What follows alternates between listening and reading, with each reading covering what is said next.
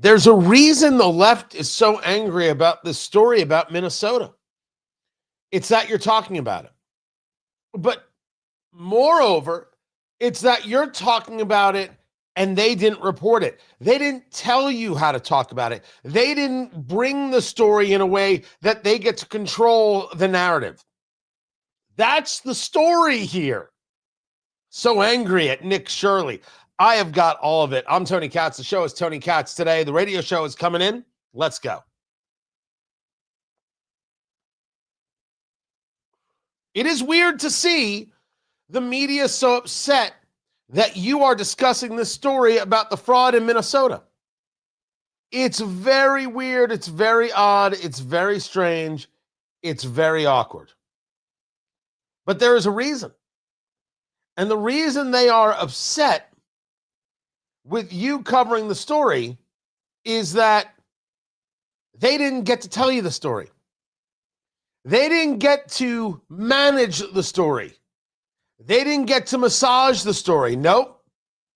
You were given the story of the fraud, and you have been able to engage with it. You've been able to respond to it. You have been able to, all by yourself, you have been able to say, well, this is a problem.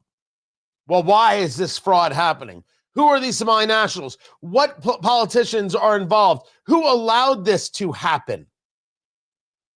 They were not able to control what it is you see, what it is you think, and that is why they are either not covering or completely ignoring this story. Tony Katz Today. Good to be here. Good to be with you. Find everything at TonyKatz.com. I want to at least give some credit where it's due. A guy I don't know by the name of Jay Coles, Kolls. This was early I think this was January of 2025. So just about a year ago, he's a local reporter there, First on 5. I think it's the ABC affiliate in Minneapolis. He's talking about this. I started by visiting Quality Learning Center Daycare. So it is that 14B. Which sits right in the heart of downtown Minneapolis. Between 2019 and 2023, the Minnesota Department of Human Services found 95 violations at this location. They range from failure to keep hazardous items away from children to no records for 16 children, which include things like immunizations, emergency contacts, and medical needs. So state investigators placed Quality Learning Center on a conditional license in 2022. I went to the daycare's location several times, and only once did I see people there. Oh, that's your daycare. But I did not see any children. And then he goes on to say, wait, there's 80 kids in there? There are 80 kids in there? No. After school? Okay, gotcha. Yeah, the whole after school gambit. People have been talking about this story, and we're only paying attention to it now. We owe people like Jay Coles a huge debt. He was sharing this story. Why didn't it get picked up? Why didn't it get shared? Then again, why didn't it get shared going back to 2014 when then Congressman Jason Lewis was talking about it? As he was in Congress on committee about how money was going through the Minneapolis airport and being pushed everywhere. There is a tremendous amount to this story about how these things are reported because these things seem to have been known. They just weren't known to us. And in a world of nonstop consistent news, sometimes we miss the story that really is there. We don't know how to process it. We don't know how to push it out. Also, there's a big difference between 2014 and now when it comes to social media and who is the media and how little we need ABC, NBC, CBS, MSNBC, CNN, never mind the New York Times or the Washington Post to tell us what news is. They don't get to. And the anger that you are seeing is about just that they didn't get to control this story. I'm not a journalist, guys. I'm a radio host and I smoke cigars for a living. But I, like you, have a mind, and I, like you, am able to engage when I have data. The reporter, who we are supposed to have massive respect for, is supposed to be the one getting whiff of this, getting news of this, hunting down this story, hunting down that story, reaching out to people, going into the places, asking the questions. Why didn't any of them? I can accept that very possibly, and not very possibly, factually, I didn't know about this story in January. I didn't know. You can argue that's on me. But now you're going to tell me that journalists didn't know? Well, that's impossible because Jay Coles knew. From KSTP, Jay Coles, Kolls is his last name, J-A-Y. Jay Coles, KSTP. That's where you find him on Twitter X. He knew. You telling me that nobody sent this up to anybody at CNN or Fox or MSNBC and said, check this out? Huh? No one? Come on now. Nobody wanted this story? Nobody understood what this story was? Nobody wanted to dig deeper to find out how these places were getting all of this money and no students? And tell everybody, hey, where are these students? Where are these children?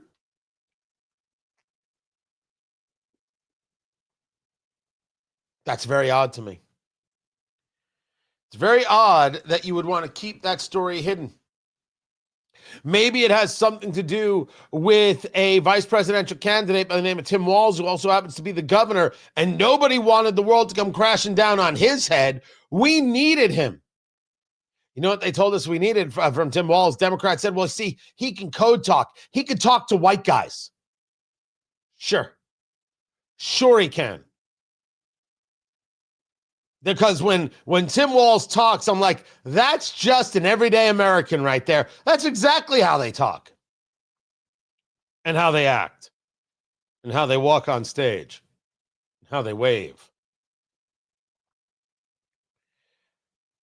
You didn't want to talk about this story because, well, for 4 years under Joe Biden, it got worse. And because under Tim Walz, it was getting worse. And you didn't want to embarrass the guy because you wanted Trump out so badly. If this goes back to 2014, if not earlier, this happened under 4 years of Trump as well. And under years of Obama. This fraud, this waste, this abuse, this manipulation of the American people. This treating them like absolute trash and garbage. Why wouldn't you want to report on that immediately? Isn't anything left that's bigger than our politics? Anything at all? Isn't there anything that we have left in our society that transcends the Republican versus Democrat, conservative versus liberal mindset and says this simply won't do? Anything? We're ripping off the American people, claiming to feed children. If they're not getting fed, well, where are they getting fed? If they're stealing from the taxpayer, why wouldn't we want to say so? Don't tell me that I have to have some kind of vaunted respect for the reporter if the reporter's not out there doing the job, or if newsroom said, nah, that's not a real story. Just like NPR wanted to tell me that Hunter Biden's laptop wasn't a real story. Don't tell me I have to have respect for NPR. I don't care if you get fired. I don't care if you go out of business. I don't care if you can't pay your mortgage. Get out there in the real world and compete for the listeners, the viewers, and the sponsorship dollars like I do. No handouts. No handouts, by the way, is a pretty American philosophy. Look what was happening here. And look how the media now goes after this guy, Nick Shirley. They go after him personally. They go after him professionally. Why? Nick Shirley didn't do anything that this guy Jay Coles didn't do. And you know what Jay Coles did? He knocked on the doors. This reporter from KSTP was doing the same thing Nick Shirley was doing, knocking on the door saying, hey, where is everybody? There's no difference. Nick Shirley didn't do anything wrong. Sorry, Abby Phillip. Once again, you fail in the very, very simple task of being, I don't know, just decent. I don't know how Scott Jennings puts up with it. Because you could be great, Abby. You have an opportunity for an amazing show, and you're blowing it every day. The only reason people tune in is to see what Jew-hating bigot you've got on that day, and then, of course, how Scott Jennings slaps him around like a cat with a mouse. Those are the only reasons to watch your show. It isn't for your keen insight. Although you could have something if you were just willing to do the work. Abby Phillip is one of the people saying, why are we paying attention? What did this guy do? My gosh, why would anybody listen to this Nick Shirley guy? What did he do wrong? What in the world did he do wrong? And the answer is nothing. He did his job that CNN didn't do, that this guy, this reporter in Minnesota did. We missed.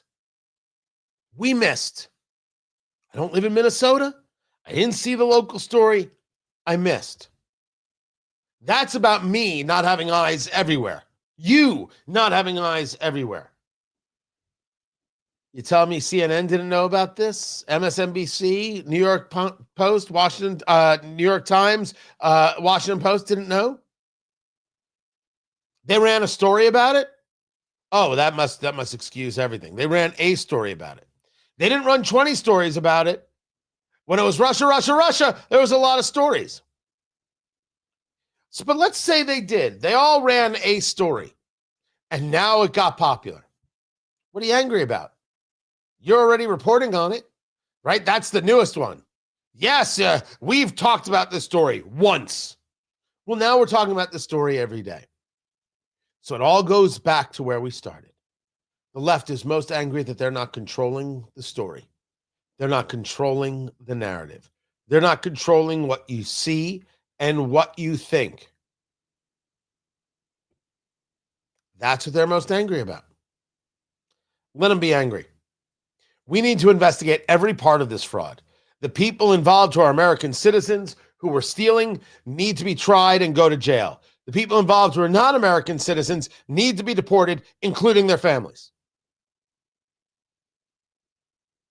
I don't understand why anybody would think that anything else is acceptable, and I don't comprehend those people who think what I've said is somehow wrong or bigoted.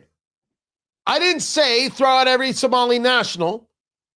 I said those involved who are citizens need to be tried and if convicted, go to jail. And those involved who are not American citizens need to be deported.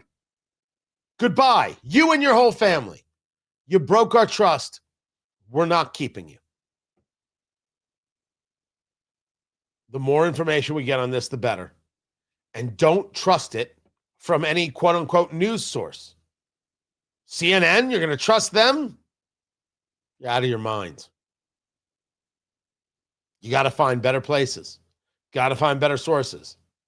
And I'll do what I can to bring it to you. I'm Tony Katz, and this is Tony Katz Today.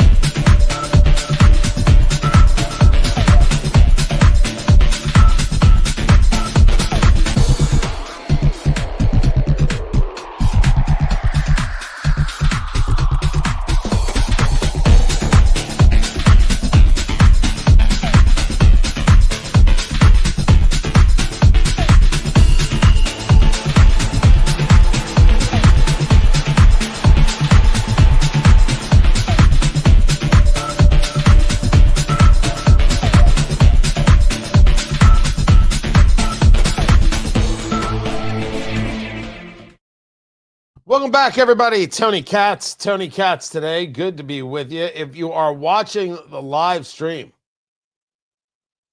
make sure you give it a like, make sure you give it a share, make sure you give it some love. I was actually looking for it. Where's... It's weird that I couldn't find it right away.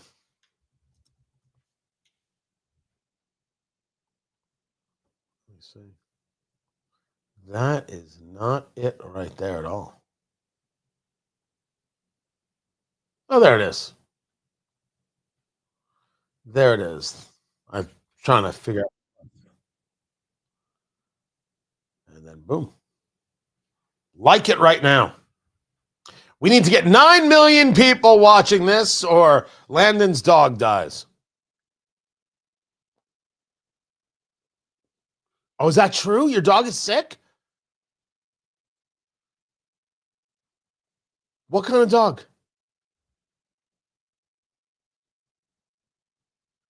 Okay. I asked Landon what kind of dog it is. He said the dog is 18. First of all, 18 for a dog? That's insane. And I asked him what kind of dog it is, and he said, I don't know, the little white one. That's how Diddy used to describe some of the people at his parties.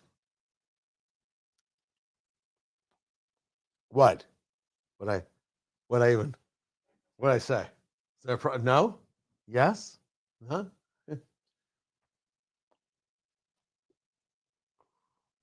We're coming back.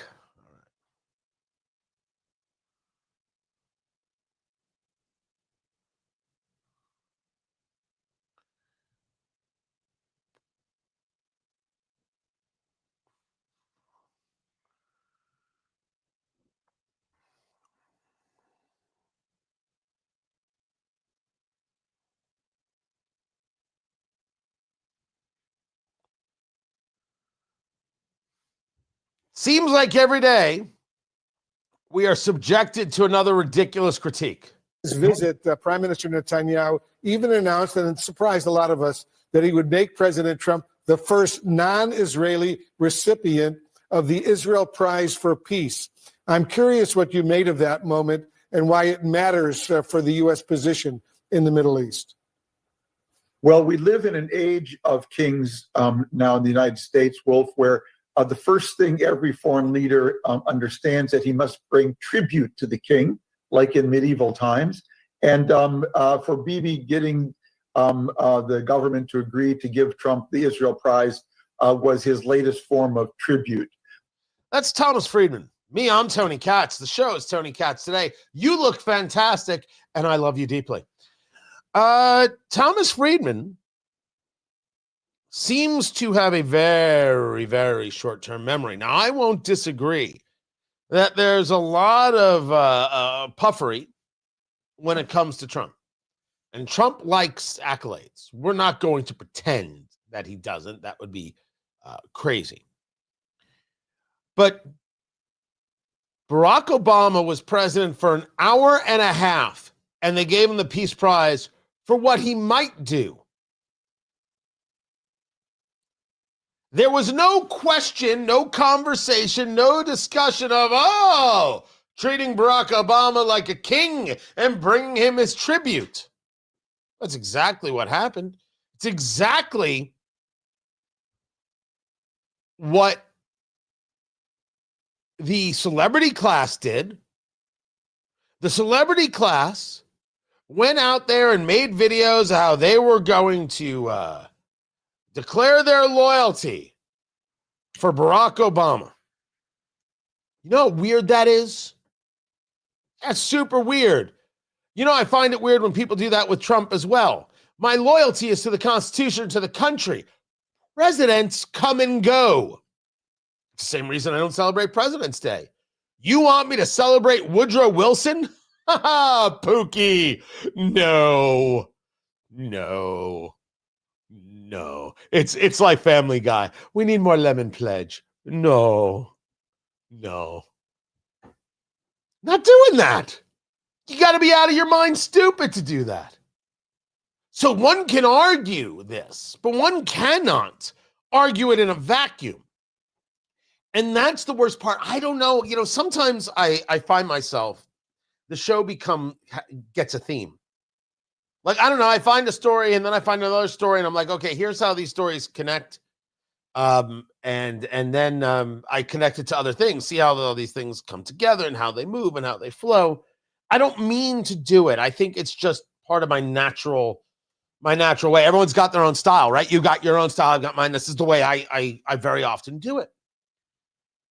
I'm exhausted by the living in the vacuum. Like it's only this thing is happening and no other thing ever happened. We go back to the whole story about Minnesota, which we'll get into even more. I don't think this is the only instance of fraud. The question is, why wouldn't you want to cover it? It's a huge, huge story. Better to bash this guy, Nick Shirley, than to recognize that there's an issue. Do you know how crazy that is? If you think it's wrong to treat presidents like kings, I will agree with you. If you didn't notice what they did to Barack Obama in the same exact way, well, then we can't have a conversation. Now you say to me, Tony, that's whataboutism. I didn't say you couldn't have a conversation about Trump and this idea of just being doted on and this idea of loyalty and fealty. I've stated on this show that I think Pam Bondi is ridiculous. Now, I haven't stated it like the South Park guys have stated it, which is very on the nose. If you've watched any of the episodes, as producer Landon laughs. It is. It's silly. It is absolutely, positively silly. I want no part of it, but I'm not going to live with it in a vacuum. But the larger scale story here is, why wouldn't you give Trump a prize? Look what he did, and look what Joe Biden didn't do, and look what Barack Obama didn't do. Can we discuss these things like rational people in true comparison?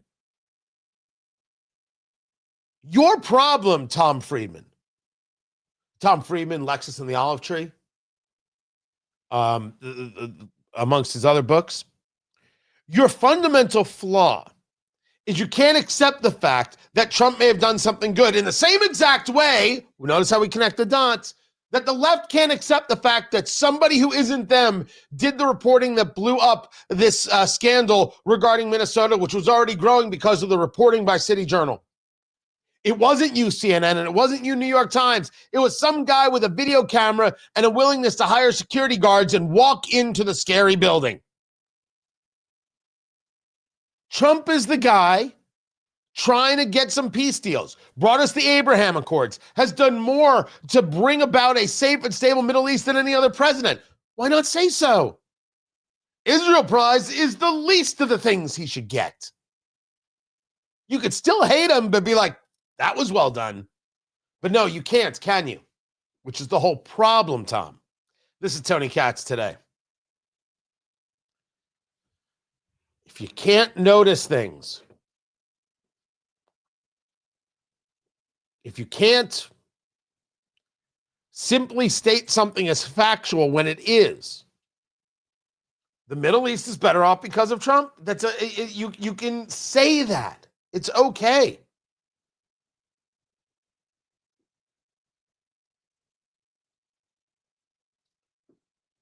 But they can't.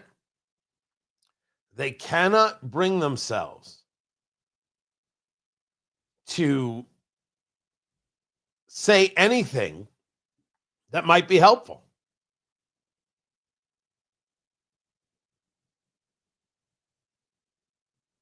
They cannot bring themselves to say, that's at least okay. That's diseased stuff. That is broken stuff.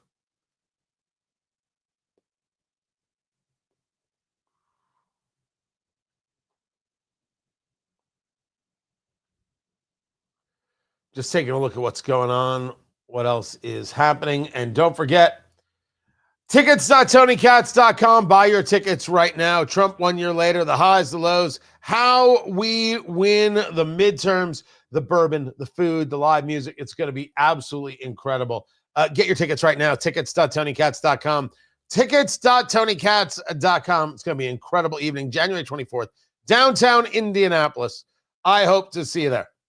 I do. I don't think I have the show sheet. I don't think I have it posted yet. I have that. I'll get to that. Let me see where I have this. Hold on. I did some looking into recalls. I thought I was crazy. I've been talking about this all years. My imagination, or is the number of recalls off the charts? Just nuts. And the answer is it's off the charts.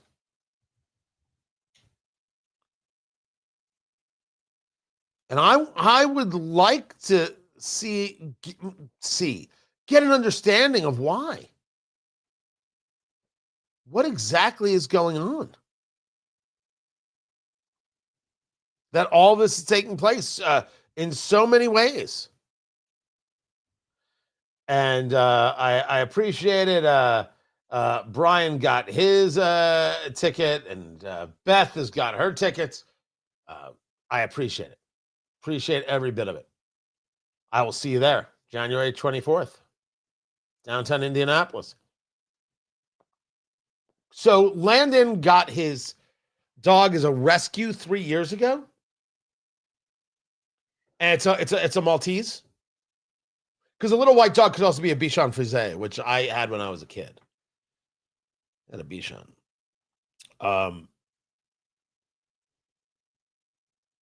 Okay, so he acted like a young pup, even though he was an old pup. Yeah. I don't have pets. I'm not anti-pet. I've been accused of such things. I am not anti-pet, but I don't have a pet. And part of the reason I don't have a pet is that it's 0 degrees in Indianapolis, and I just don't want to take anything out for a walk. You got to know who you are. I want to be able to leave when I want to leave, etc. I like puppies. I like cats. It's all fine. It's all good. My kids had, you know what? Bring us up. So producer Landon was telling a story about his dog. Can I tell this story, producer Landon? All right, because you were telling it to the live stream, youtube.com/Tony Katz. I am Tony Katz. The show is Tony Katz Today. Good to be with you. 833-468-8669. 833-GOT-TONY. I'm accused of never giving out the number. Honestly, I'll take all the calls you want to give. Feel free, guys. Just call away. Happy to do it. 833-GOT-TONY. He was talking about his dog. His dog is 18. It was a rescue dog that he got at 15. And age is it's a Maltese. Was that it, producer Landon? And so age is catching up to the dog. And right now, for 18-year-old puppy by the name of Cody, I thought dogs weren't supposed to get people names.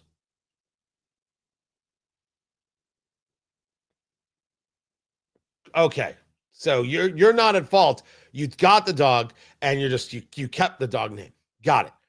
I'm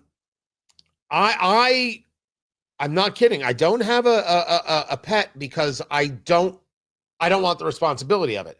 I want to be able to leave the house when I want to leave the house. I don't want to have to be back at a certain time. I want to be able to go on vacation and not necessarily have to do the boarding right. Lifestyle wise, it's not for me. Not at all. But I appreciate the people who are very, very into their pets and adore their pets. I think there are people who go overboard, and I have gotten in trouble for this before. I apologize for nothing. I think there are people who go overboard because I'm never once in a place like I can accept that people are connected and emotionally connected. And 18. I mean, that's a long, long, long life for a dog, and all pets will pass, and it's going to be sad. I cannot bring it to the same idea as a person. Can't. And some people do, and I admit that maybe I'm a terrible person. Maybe it's me.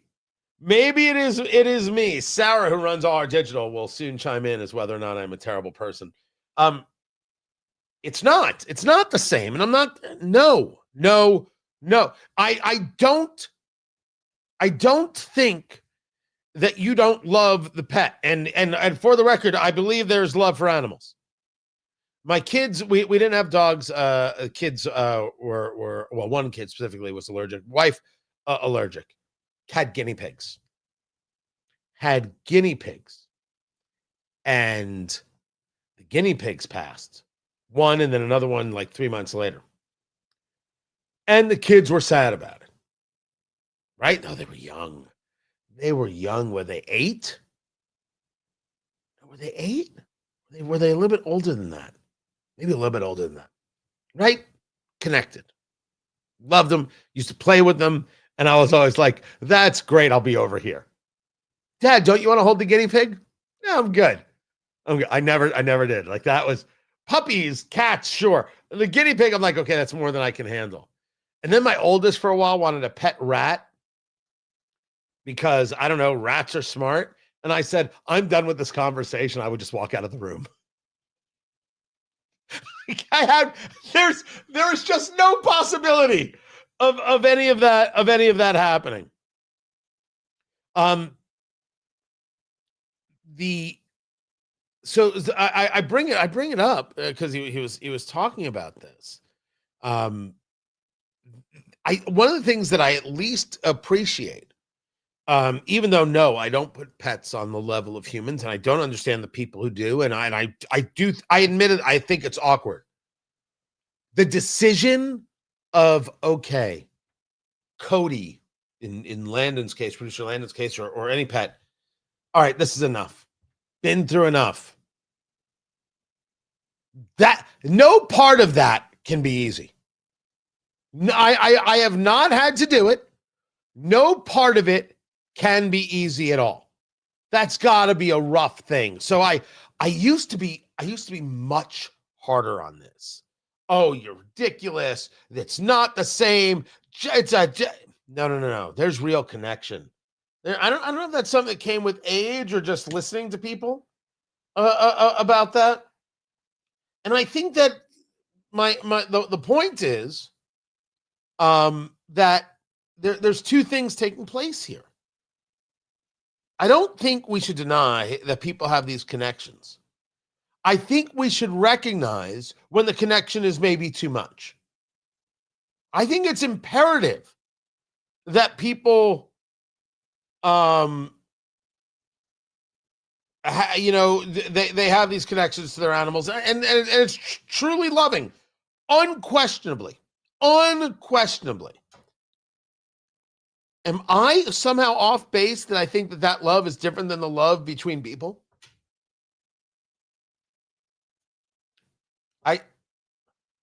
I have not been able to get, I don't get past that. And I've seen people who are like, no, it's just the same. And I keep saying, there's no way it's the same. Zero possible way. I actually think that that's dangerous. Can't something exist at a different level? Still personal, still tear-filled? I don't deny the tear. I admit I used to look at the tears and be like, what in the world are you doing? I don't do that anymore. Maybe it's age, maybe it's learning, maybe it's, I don't know, a recognition of mortality, which is a whole nother thing right there. First things first, producer Landon, is the family making tough decisions here, or is there a natural course taking place here?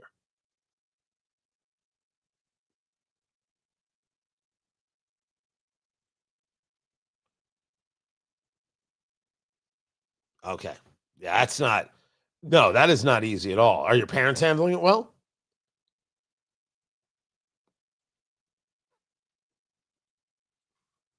Oh, okay. Well, some people are more connected to their pets than others, for sure. It wasn't part of my plan. It's very weird. Um, my father passed away in 2024. It was not an easy relationship. I'll leave it there. There were some pearls of wisdom. There were some things I will never, ever, ever, ever, ever talk about. Um, it wasn't easy. Um, since that time, the weird of it is, um, I my how do I best? My fear of death is off the charts. It's it is unbelievable, and it is almost to a day every single night. Head on the pillow. You know how you're about to go to sleep and then you start thinking about things. Everybody goes through that and does that every single night, and started to become a problem. What first of all, what is this new obsession? Well, it's because your father died. Now you're thinking about it. Well, that would be kind of an acceptable thing to think, except it's not a thought about him. It's a thought about myself. And what is it that I'm really afraid of, scared of, worried about, or concerned about? There is a fear of missing out, which I've talked about before. I want to see what happens next. That was a line my father had used, and I agree with that line. I cannot put my finger on it at all. Cannot put my finger on it. The only thing I've been able to do, and it's part of the reason I actually took more time off in December than I've ever taken off in my life, in my radio career, ever. And the line is, if I'm going to be afraid, I should at least be looking at a mountain. I don't know how other people do it. Maybe this is just, you know what? It's part of life. It is, move on. And I accept that part. Like, the rational part of me accepts that part. But there is no part of me that has a level of peace with it. Maybe it comes. It's like the pets. There was the part of me for years that was like, it's a pet. Get over yourself. Don't be insane. It's a pet. It died. Get over yourself. And over years and listening to people and watching people, like, no, okay, there's real connection here. Don't deny that someone has real connection here. If you tell me that a pet dying is the same thing as your loved one, a human being dying, I'm not there. I can't be there for you on that.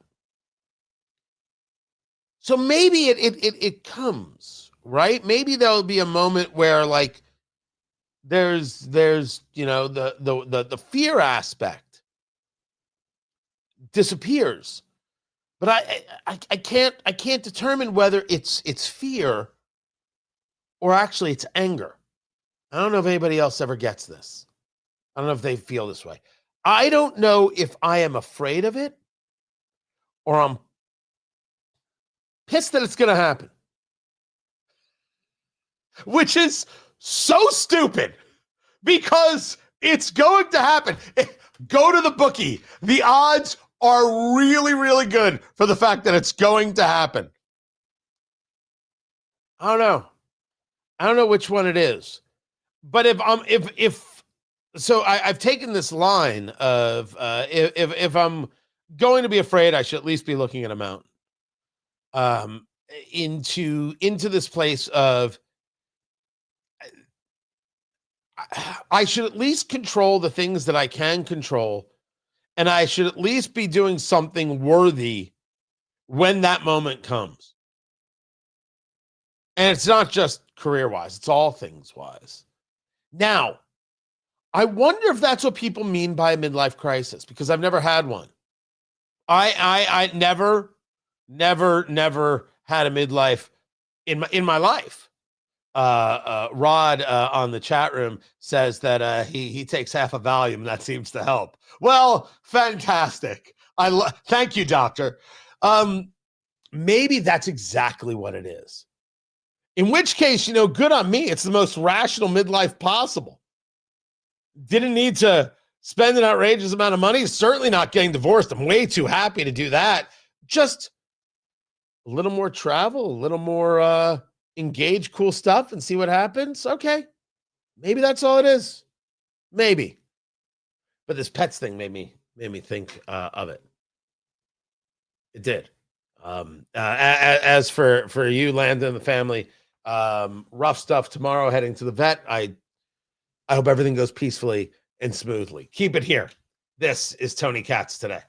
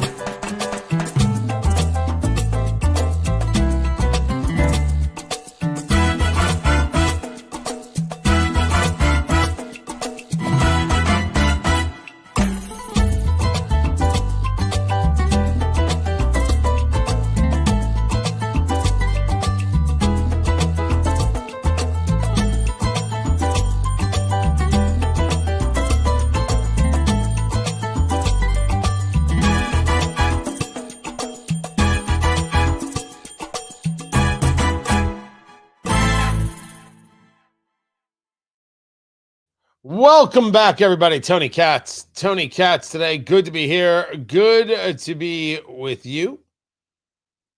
What do we have going on over here? The cast of Good Morning America cheering Trump. Kind of. I'll get to that story. We're going to get into assimilation as well and the selling of fighter jets to the Israelis, which, of course, will have the pro-Hamas crowd very upset. Very upset. Indeed. By the by, was that weird? That whole conversation? Was that odd?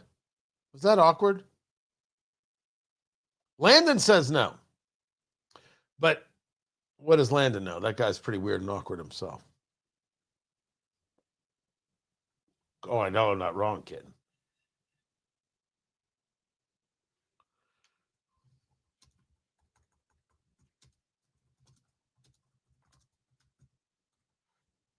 Let's see.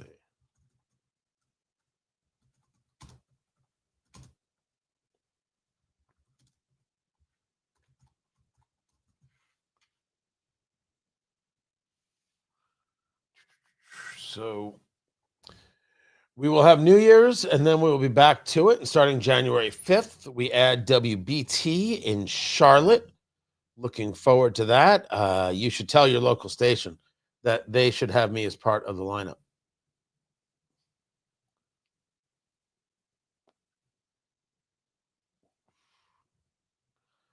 See, that's not a message that helps. I think they mean well, but it is not taken as I'm not even going to read it. I'm not going to. No, I'm not. I'm not going to read it. You don't need to know what I just received. No. Let's see. We get to here. This. There we go. That's it. Good. All right. Coming back in 30 seconds. This is a show. Yes, this is a show. As for don't take any more days off, well, you're going to be angry about this week. But then I don't think I take off until the end of January.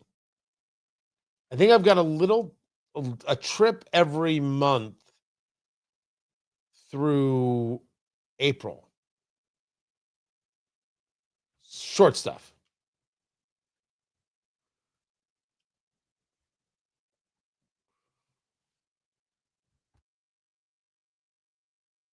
Some good news for those of us hitting the road for the holidays. Gas prices, they're dropping nationwide, and this is for the 5th consecutive week. So Elizabeth Schulze is here with more. Elizabeth, good morning. Good morning, Malika. So this is really welcome news for the more than 100 million Americans hitting the roads during the holidays. Gas Buddy says the national average price for a gallon of gas down for the 5th straight week. So it's now $2.75. That's down 23 cents in 1 month. In 40 states, average gas prices are now below that $3 mark. Now, is anybody going to get in Good Morning America's face for doing a story so supportive of Donald Trump? Tony Katz, that's me. The show is Tony Katz Today. You find everything at tonykatz.com. $2.75 a month. No, sorry, not a month. $2.75 a gallon.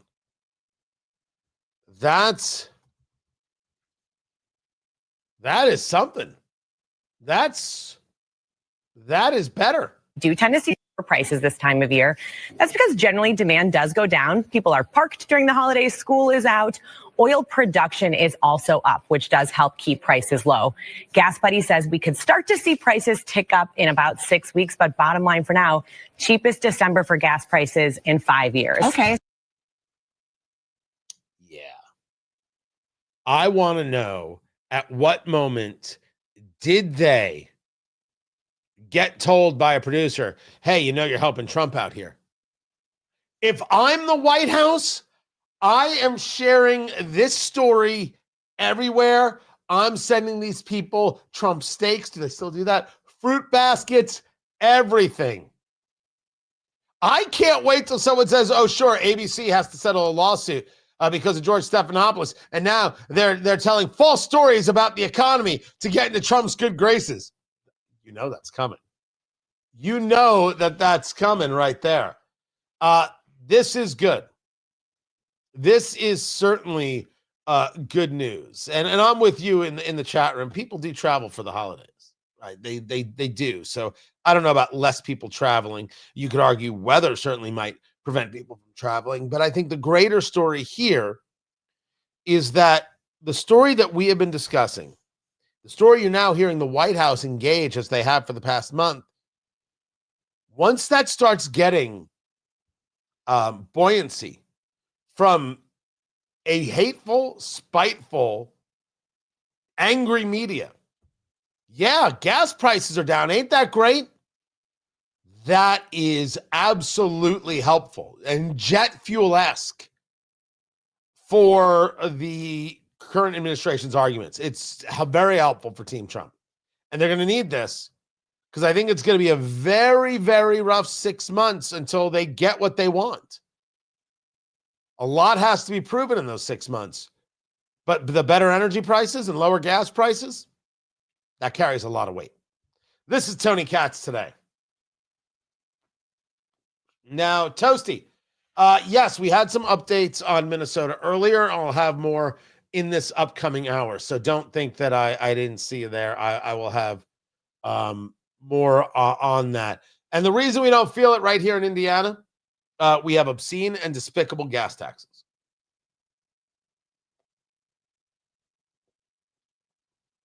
It's pretty terrible. It is indeed pretty terrible. And Sharon, hello. How you doing, Sharon? Doing good, Sharon? We love you, Sharon. I don't know why I did the whole head bob thing. That was just a little weird. Maybe I'll. Sorry to be weird, Sharon. We will leave it there. All right, so here's the story. The radio show is on break right now, so we're going to be in break. We'll come back. I do have this conversation about assimilation. We do have Trump selling fighter jets to the Israelis, which is going to very much upset the pro-Hamas crowd. There's only one day left of New York even having a chance. And then recall madness. Putting that on the board. A lot of recalls this year. Nuts. So I will have all of that for you. My advice, smoke them if you got them. Hang loose. We're going to be back in a few minutes. So be cool, honey bunny. Keep it right where you are.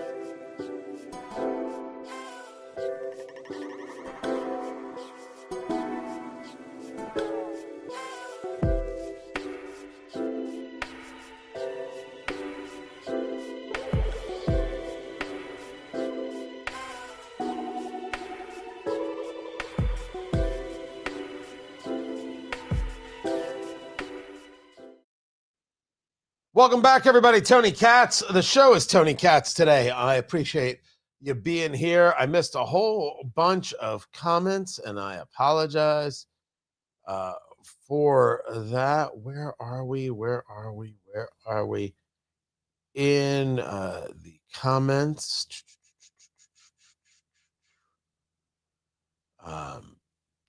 Donna, how are you? Commenting on Facebook. Good to see you. You can follow us there. Get the show youtube.com/Tony Katz.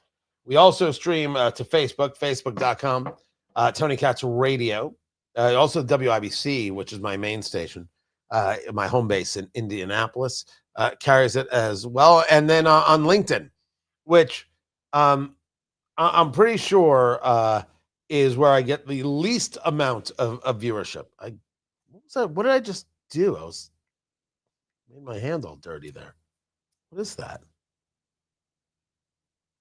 I was helping my kid get something out of a garage. Don't know what I did. So thank you for being here. I don't know what made me bring all that up. That was totally weird. So we have a lot to get to. This conversation about assimilation. We've got the conversation about recalls, and of course the selling of fighter jets to the Israelis, which seems to have some people upset, and let them be upset. We've reached the level of insanity. And then this from someone at Politico: if this is the world you want, this is the world you're going to get. You're going to regret this kind of commentary. But people can't help themselves from being absolutely ridiculous. They can't be normal or rational. They just can't. They have to take things to a place where they aren't. So I'll have that story as well. So yes, we do stream YouTube. We are on Twitter, X at Tony Katz, Facebook, Tony Katz Radio. Doing all things, ask you to like the show, share it all around, and we will build up to being the juggernaut we were meant to be.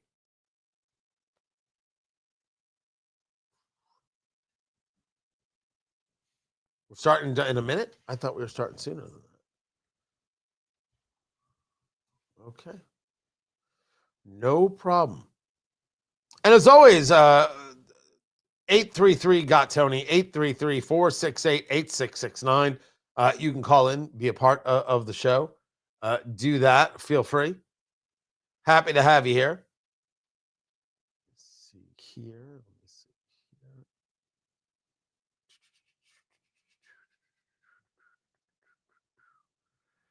There we go.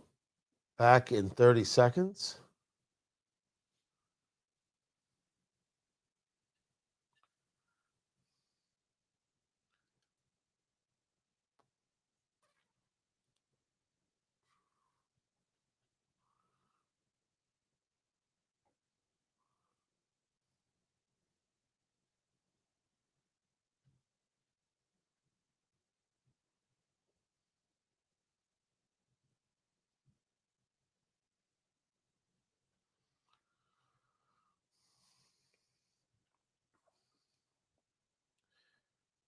The real story out of Minnesota, amongst many stories that come out of Minnesota, the corruption out of Minnesota. I mean, not just when we talk about what happened with the theft regarding these daycare centers, these home health care centers with Somali nationals and others. Did you know that in Minnesota, you can vouch for someone and they're allowed to vote? Tony Katz today. Good to be here. Good to be with you. Find everything I do over at TonyKatz.com. The story from Fox News states that Minnesota law. First, there's driver's licenses for all, regardless of immigration status. Licenses can carry no markings indicating citizenship. And you can use one of these to vote. And under Minnesota law, a registered voter can vouch for up to 8 other voters' residency who want to sign up for same-day voter registration without an ID. You understand that Tim Walz thinks that he's a decent man, thinks that he is a good man, thinks that he is caring. And I put forth to you, no. There is nothing about these kinds of policies and philosophies that are loving or caring or good. This is horrifying. Yet the left always wants to explain to you about how they really care. No, you don't really care. If you cared, you would ensure that citizens get to vote.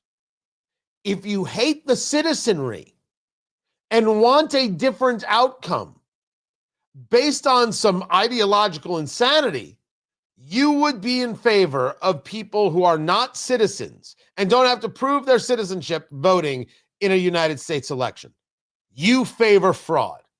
We are not going to agree to disagree. We're going to call those people frauds, and we are going to state that Tim Walz favors fraud. Tim Walz does not believe in the integrity of elections. Tim Walz does not believe in only Americans voting.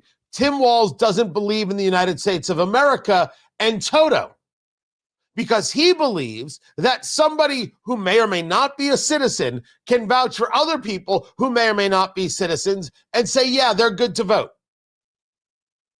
And that's just madness. We should say so. We should be opposed to it. We should be disgusted by it. We should stand up and say no. And when we see that there's a political divide that keeps us from this, we must look at the people on the side of the political divide that says, yeah, why are you questioning whether somebody's a citizen? And say to them, it's clear that one of us is American and one of us is you.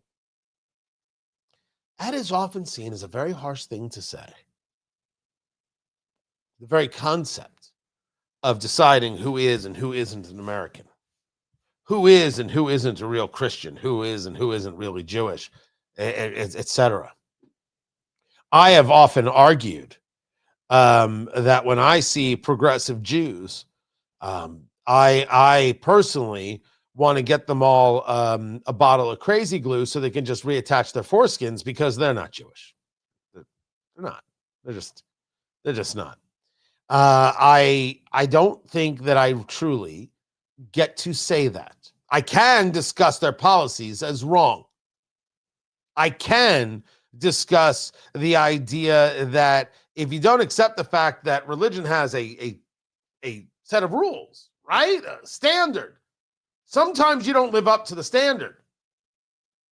You don't get to then change the standard so you feel better about yourself. That's messed up stuff. But I will state very clearly that if you think that somebody who is not a citizen can vote in an election in the United States, you're not an American like I am. The law may consider you an American, but you don't believe in an America that I believe in. As a matter of fact, we have to rank these things. The America I believe in is better than the America you believe in. And I say you, let's talk about them, they. If they believe you don't have to have an ID to vote, what they believe is monstrous. And they are not Americans like you or I are Americans. If they believe that someone who may or may not be a citizen can vouch for other people who may or may not be citizens, whether they know them or not, can just say the words, oh, I vouch for them, and those people can register to vote the same day, those people who favor that are not Americans, the way you and I are Americans. And they need to be told so, and they need to lose. They need to lose. This brings us to two stories going back to this idea of what's going on in Minnesota. Someone took a look at welfare use rates. It's an interesting bit of data from CIS. And the person who did this is a guy by the name of Wilford Riley, a college professor now. I'm a former corporate executive, freedom rider, law student, and poor kid. And he wrote a book Lies my liberal teacher told me, debunking the false narratives, defining America's school curricula. Now, I know nothing about him and nothing about the book. I'm not endorsing the book. I'm telling you where I got the information from. The information over there at CIS, Center for Immigration Studies. Now, the story reads that if you take a look at welfare use rates in Minnesota, what you will discover is that the numbers, I've got them right here, show that Native households with children, the amount of people on welfare is like 30%. But in a Somali immigrant household with children, it's 89%. Any welfare. When it comes to food stamps, it's 62% of Somali immigrant households with children versus 10% of Native households with children. And when you take a look at Medicaid, it is 86% Somali immigrant households with children, 28% Native households.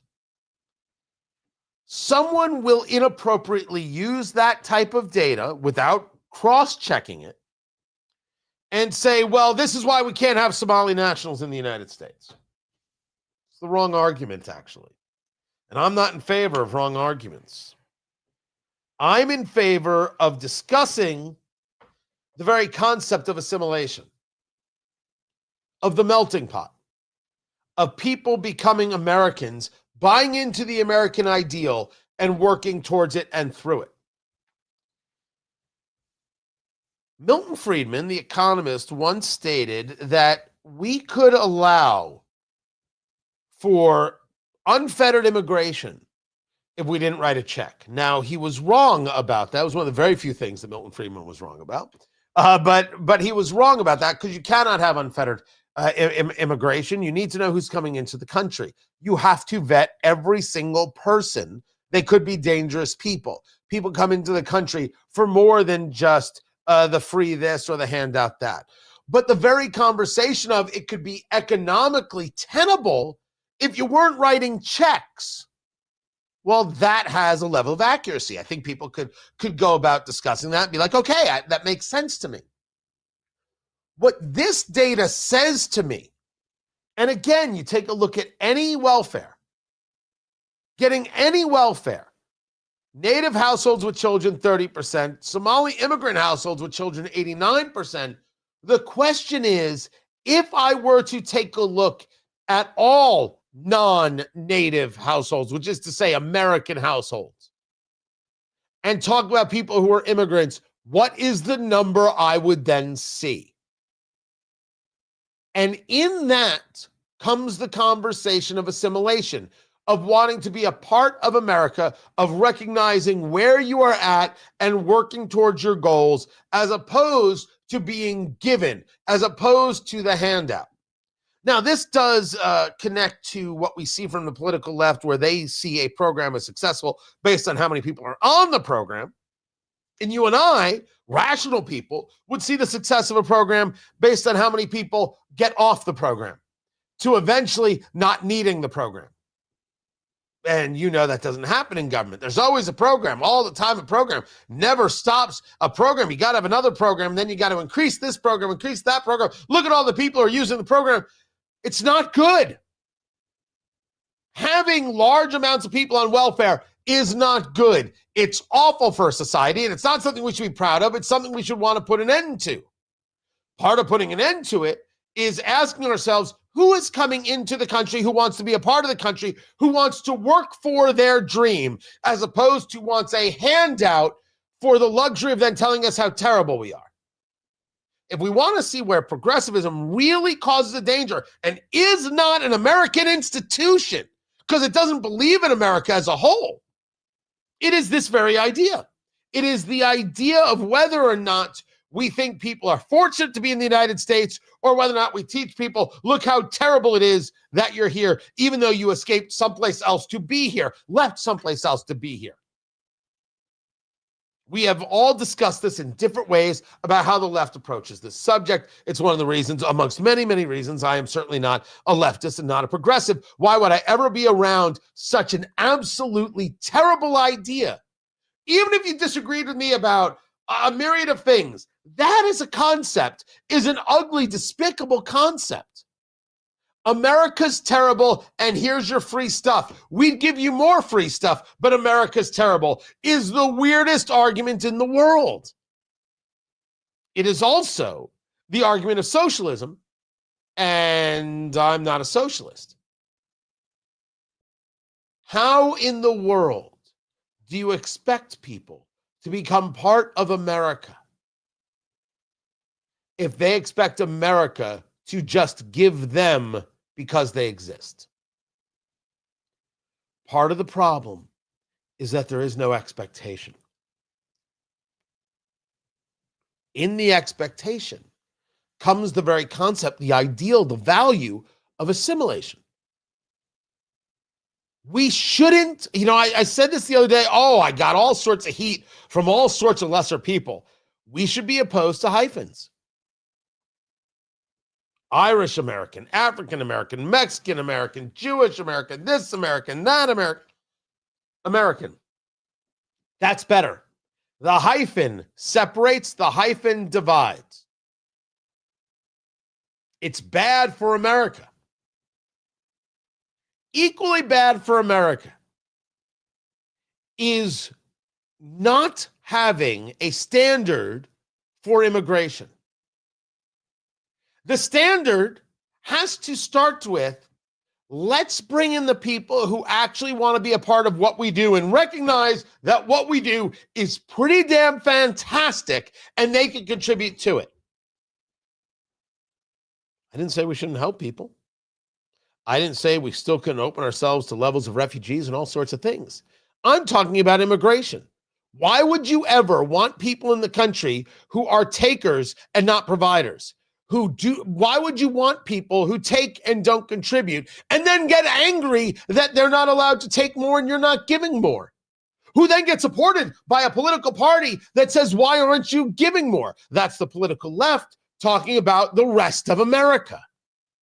A standard is a good thing, a valuable thing, and something we need more of. So this data point that people are pointing to about Somali immigrant households, there's a larger scale question here that needs to be addressed, and then we can go about doing great things. This does not say to me, well, you shouldn't allow Somali nationals into the country. That kind of broad brush painting isn't going to work, but it does say to me,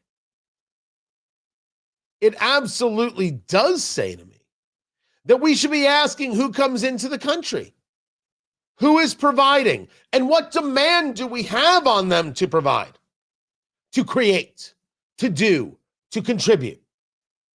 And for the record, not only is it okay to demand it, it is better for everybody if we do. We must start with a philosophy of you can do anything here, but there ain't no free rides, boo-boo. We don't do free rides. We don't give it away. You don't get to take from us without building with us. Nope. Not gonna happen. I think that that's a rational thought. I think it is a rational thought to say you don't get to vote in an election when you're not a citizen.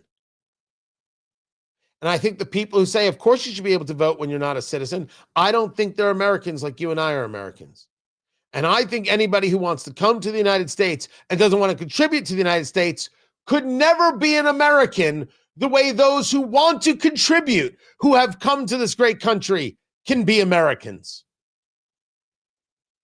Whether it's our vote or whether it's our future people, we should hold a standard. And I think the people who don't want to hold the standard are very un-American. This is Tony Katz today.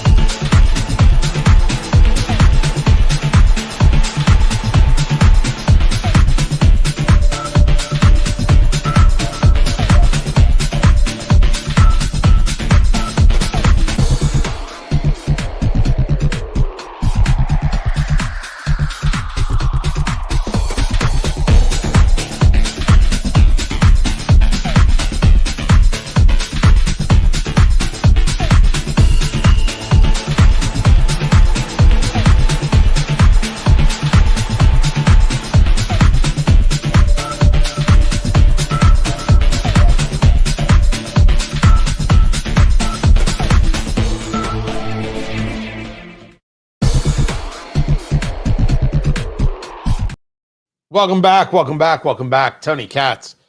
Tony Katz today. Good to be here. Good to be with you. Yeah, we're going to take care of that. And then I've got this very interesting story about viewing habits. So let me get to that.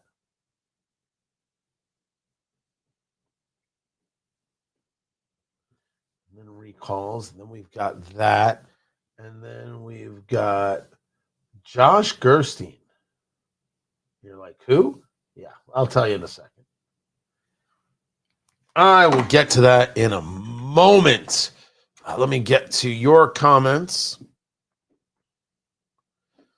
By the way, do we have, producer Landon, as we've moved studios there for the main building, do we have a new phone number over there? It's the same phone number. Wait, no. Hold on. We have a new station number?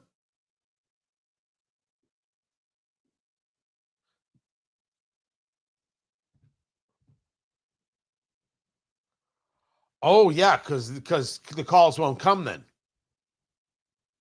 Okay. Yes, you're going to have to text that to me. And then I will forward it properly to the proper places.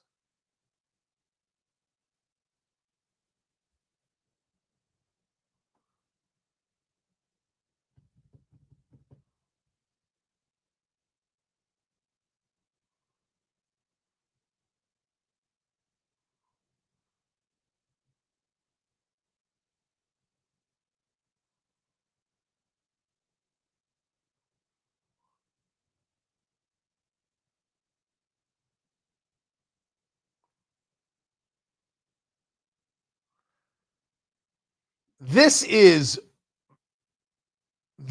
very cool from Bloomberg about how Americans are watching fewer new TV shows and more free TV. Tony Katz today. Good to be with you. But then they've got this. This is awesome. This is the top originals from 2020 to 2025 by minutes watched while in weekly top 10. Now, I think this is all Netflix. I'm pretty sure this is all Netflix right here. So here it is. You guys have Netflix. Here are the top originals from 2020 to 25. So original programming by minutes watched while in weekly top 10. So if you were to think of what is on Netflix, the most watched thing over the last 5 years, what show would you say? Throw it out there. What show would you say there right out off the top? All right. So Landon says Stranger Things. You would think that that's a good choice.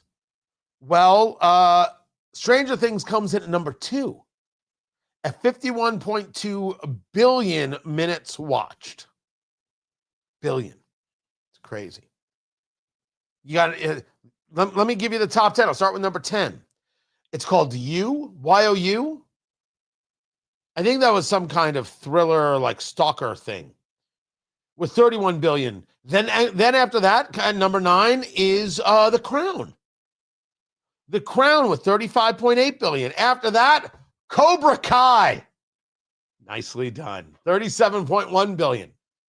Then a one that people would think is number 1, Squid Game. Squid Game comes in at number 7. Bridgerton is number 6. Then there's a show my mother watches called Virgin River. It's been around for forever. Virgin River is number 5, 40 billion views. Number 4 is Wednesday Addams, Jenna Ortega. I've enjoyed the show. And number 3 is Love is Blind. At that moment, you're like, wait a second. I already know number 2 is Stranger Things. What the heck is number 1?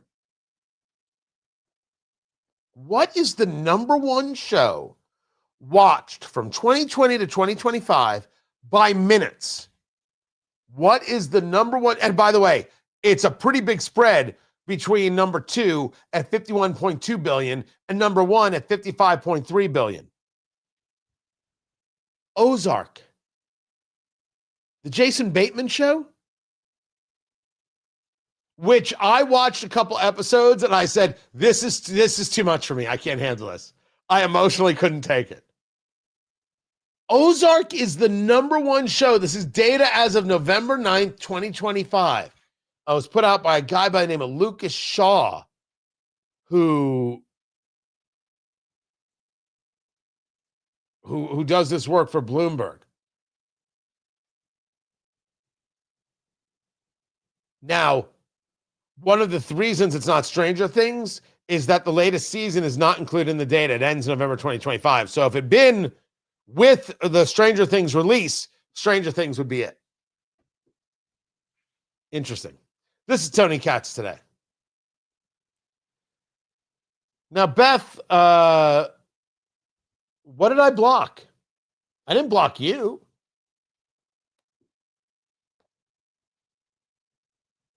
I don't know. I don't know what you think I blocked here. Am I hearing reports about Yemen? Not particularly, and I'll see if there's anything new that I can write home about regarding Yemen. I mean, there's always some level of movement. You still haven't stopped this proxy war between Iran and Saudi Arabia that has absolutely ruined Yemen. Let me see.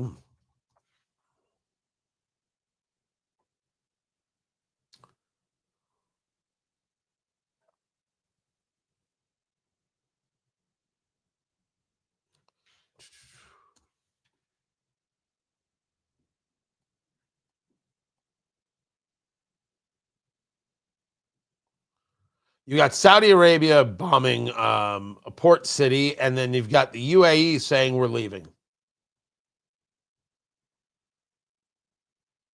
So that's the latest that I have. I'll get into it. You asked. I will happily share.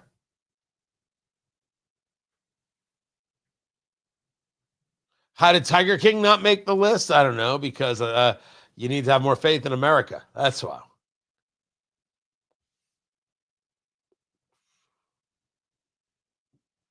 All I know is I like when the Tiger King show came out. I didn't know what it was, and it was Tiger Rescue. I'm like, I know somebody who has a Tiger Rescue, and then it started talking about Carol Baskin, and I was like, I know Carol Baskin. I've been in Carol Baskin's house. I know Carol. That was the first time I'm like, what in the world am I looking at here? I didn't know any part of any of it. Knew none of it. Just crazy.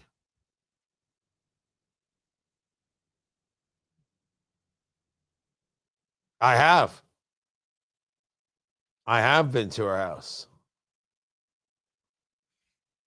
Been in it. I've been to the Tiger Rescue there in Tampa. Did I ever watch The Marvelous Mrs. Maisel on Prime? Hell yes. Incredible television. Amy Palladino, spectacular.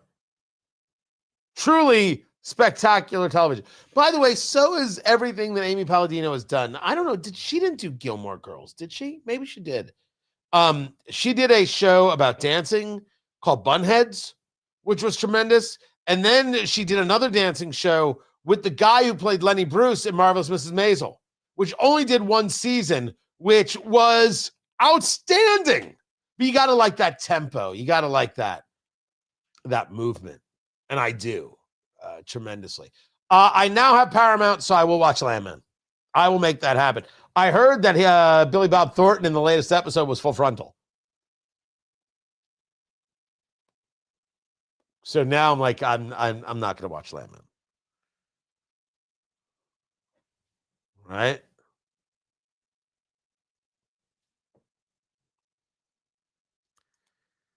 All right. Let's get to it.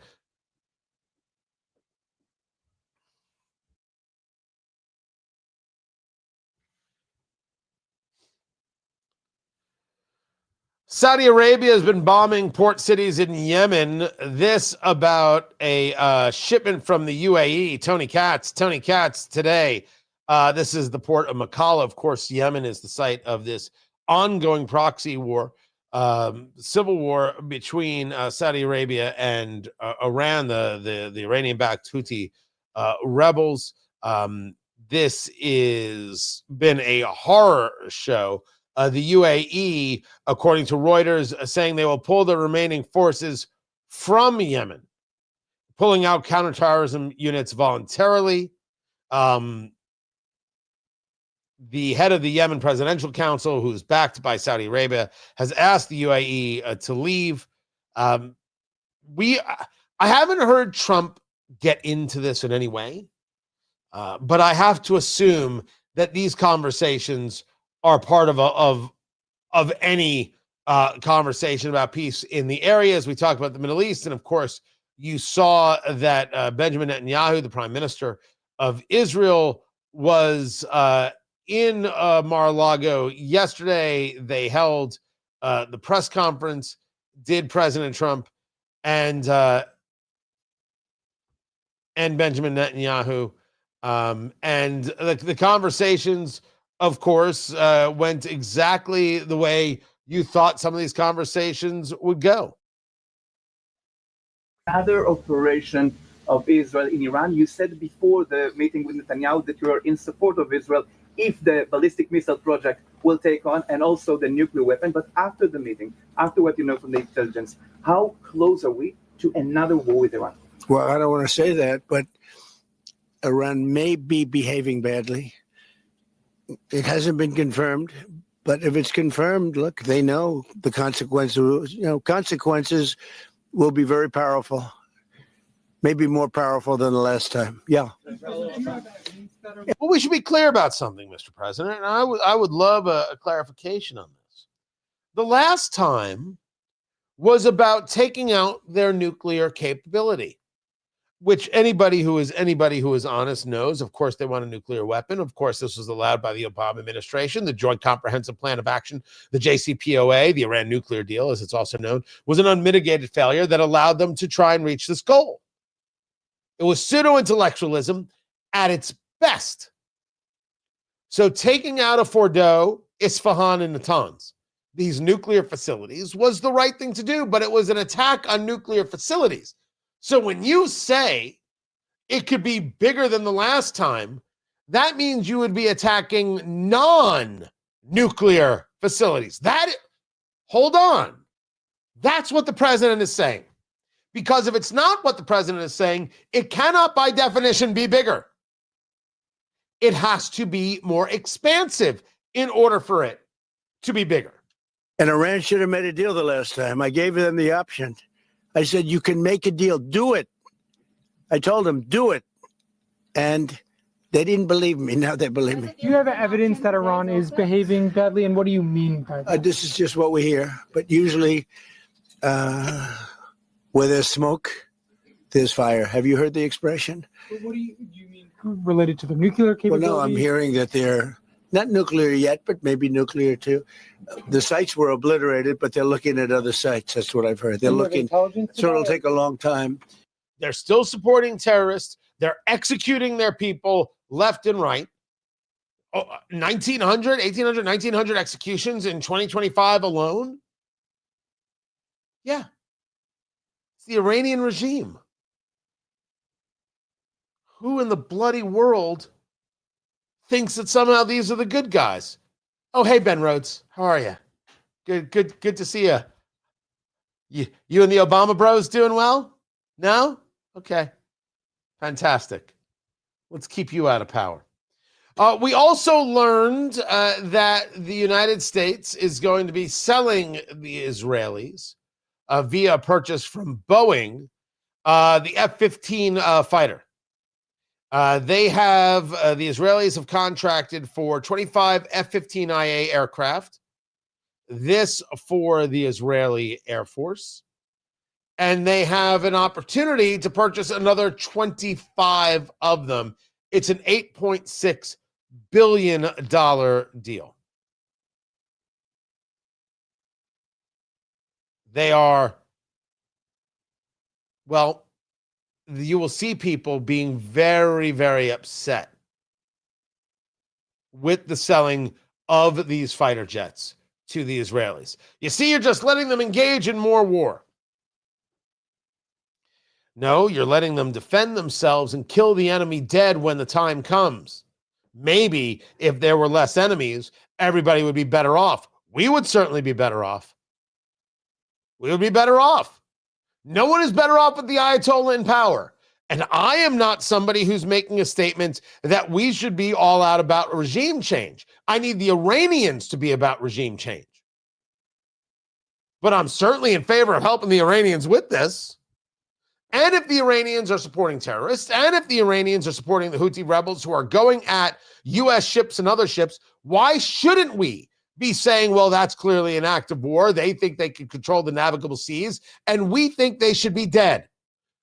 If they wanted to leave us alone, that'd be one thing. As Trump said, I said, make a deal. We got a deal on this. We could do a deal on that. We got the deal on the other. A deal with your mother. Let's make a deal. I love making deals. Who doesn't want to make a deal? Just call me Monty Hall Trump. Monty Trump. That's what you call me. Nothing but deals, 24/7 deals. You get a deal and you get a deal. Oprah Trump. Everybody gets a deal.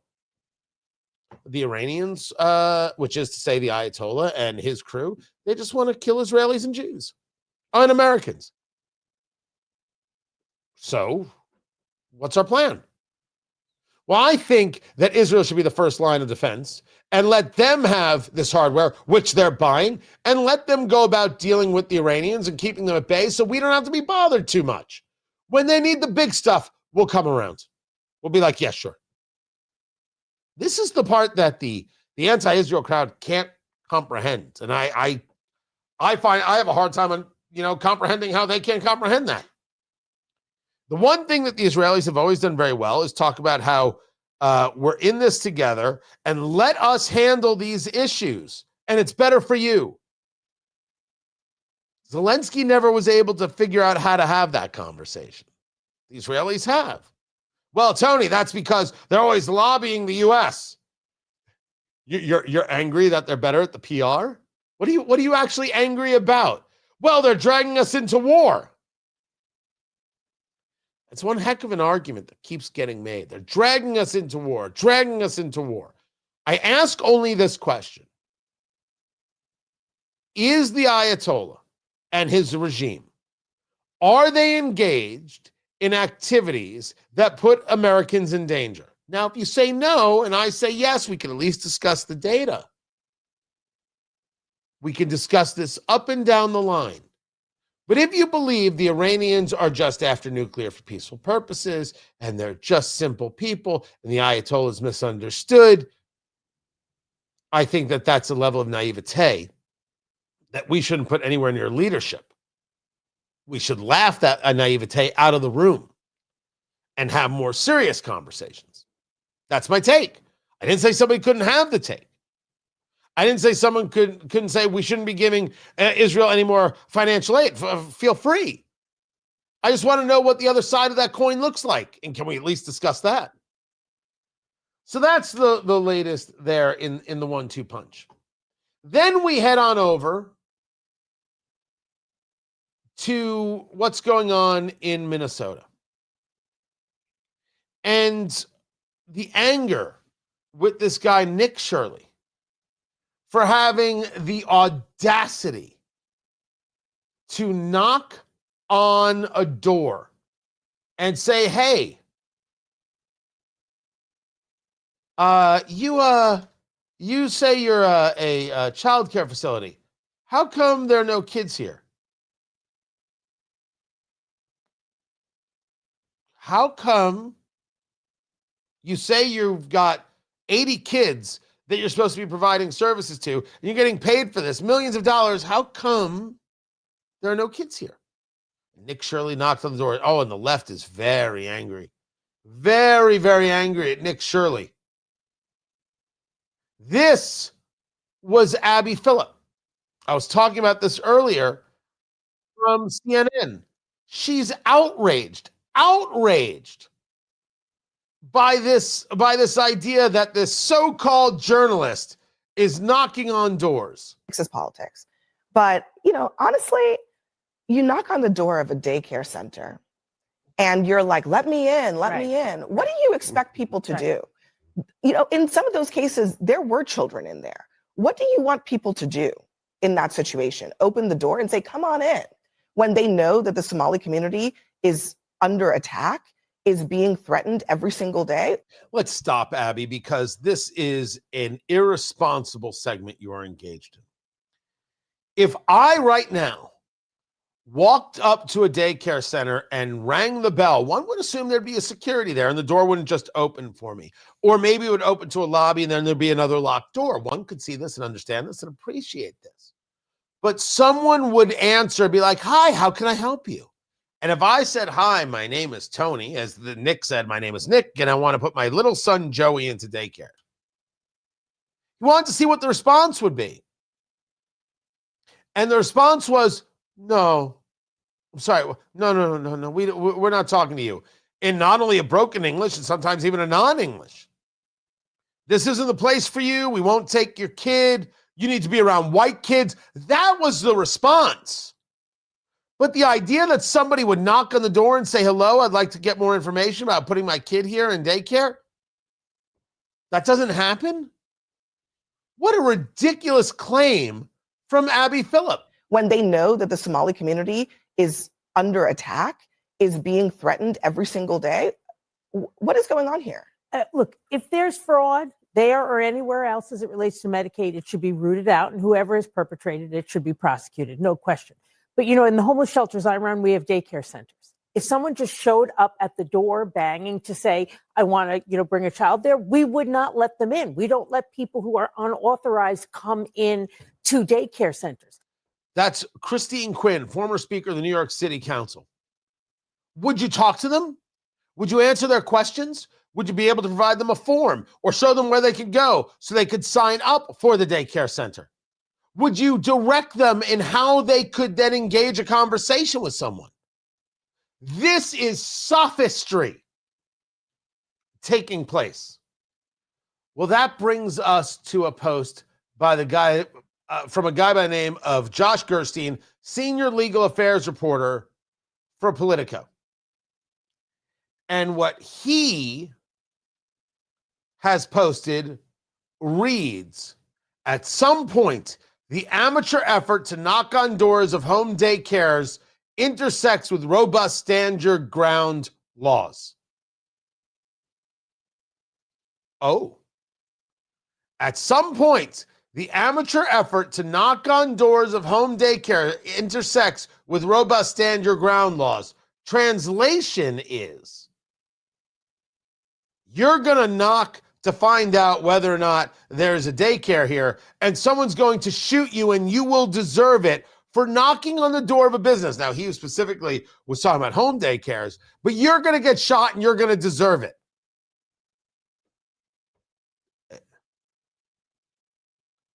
So you think journalists should be shot, Josh? It's kind of the road it's not kind of, that's the road you just went down, man.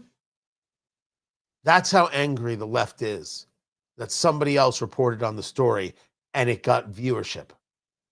They hate that they're not controlling the story. This is Tony Katz today.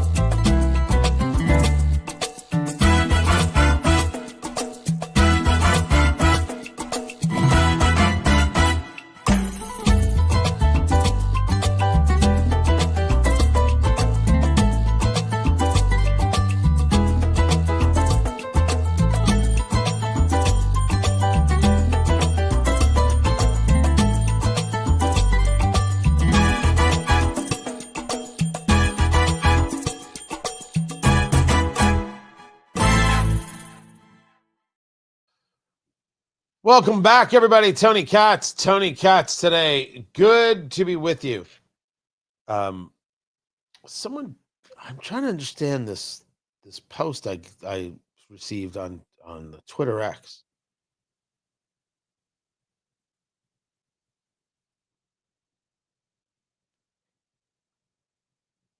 There's been this talk. I shouldn't say it's talk. It absolutely happens on X about getting paid for tweets and how things get boosted and how the whole system works. And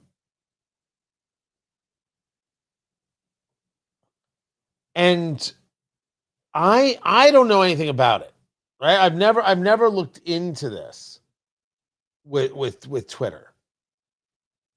How does that work? What is the engagement that happens there?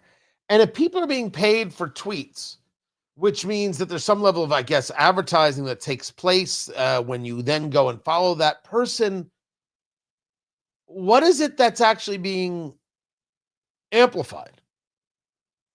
What's being moved and maneuvered there? I am curious.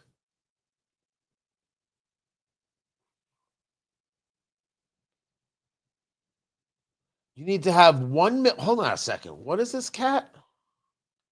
No, that's not it. Here. You need to have 1 million impressions in a 3-month timeline. 1 million impressions. How? Okay. From at least a certain number of verified users. So if you now pay to boost your posts, does that qualify you? And I'm not sure what you do with that. Because then you got to actually work the social media like a job. And that's something I've never, ever. I stay away from it more than I engage it. Now, I have done interesting things and tested things with YouTube to be like, hey, how does this work? And how does that work? And how do you... And it's been kind of fascinating. And we've had some solid growth on YouTube. And I'm curious to see how that goes and exactly what number you have to be at to start seeing the other opportunities come. That's been really interesting. Very, very interesting. Yeah, digital is still beyond mystery because there is no secret sauce. It's not real. It's just consistency and staying at it. That's all there is. All right, I'm ready when you are.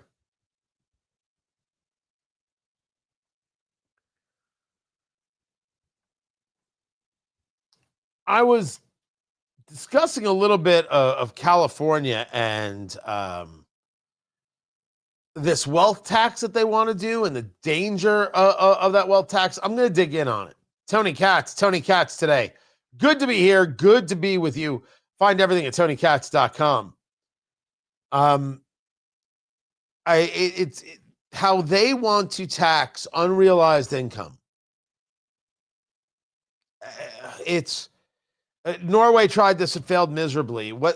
It is another example of the hatred of growth, the hatred of business, the belief that your money belongs to them. Just horrifying. And then there is President Trump talking more and more about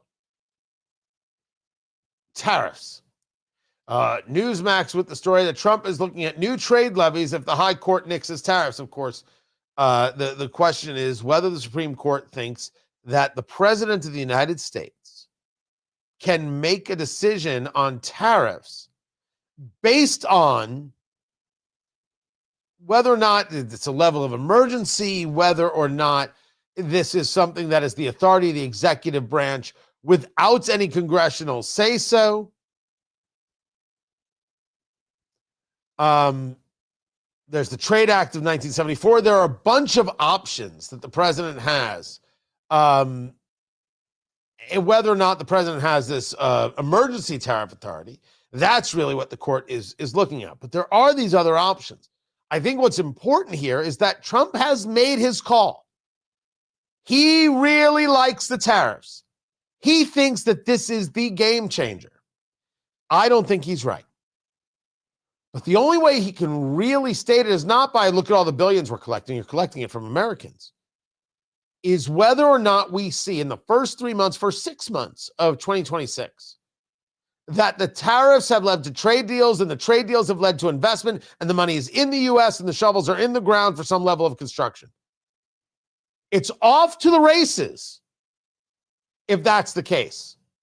If that's the case. This is Tony Katz today. Ain't that the truth? So yeah, it's very interesting about the social media and how it works and how it's built. How you crack that code. I have always said this about myself. When it comes to radio, my gosh, we do remarkably well. We do outrageously well when it comes to ratings and everything else. Sponsorship, it's great. Digital, I've never really cracked the code. And I sometimes think part of it is because I'm not crazy. I do. So you need to have 5 million impressions on your post within the last 3 months. How would I even find out if I'm eligible for this on Twitter? Where in the world would I find that out? I'll have to find that out. It's interesting.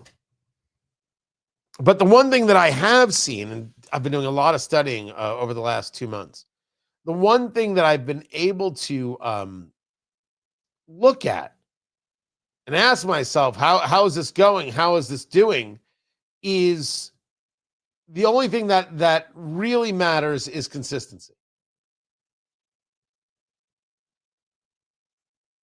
Everything is consistency. Nothing more, nothing less. And without that, you have zero. You have to stay at it. So it's been weird taking these vacations has kind of affected the consistency. And so, all right, but I'm taking the time. I'm taking the time. So I'm staying at it, and I look forward to good results. Guys, I appreciate you. I'll find out about this Twitter thing very, very much. Now, I'm out the next couple of days, and it is New Year's, and I want you to have a brilliant New Year. I do. Have a great time. And then starting on the 5th, we're back at it. We are back at it non-stop. And I look forward to being here with you guys so very much. Be sure to subscribe.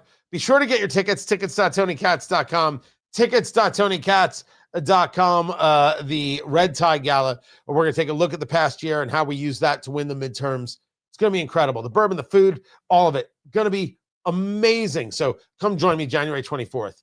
Tickets.tonykatz.com. Yes, Kathleen, yes. It is the most time away I have spent in my entire career. Going through the next few months, I'm away for the very end of January. I am away, I think, for a couple days, like 2 days in February. I think for 2 days in March. And I think for 2 days in April. So those are much smaller things. I'm not gone in May. I don't think as of yet I'm gone in June. And then I think I'll be a few days in July. We will see. Some conferences, some other work stuff. So it's all towards the same goal. Tomorrow is Mike Coolidge. Mike Coolidge is in tomorrow for the midday show. Craig Collins will be in the morning for the morning show that I do. I appreciate you guys. Can't thank you enough. I want you to have a happy new year. I want you to enjoy yourselves.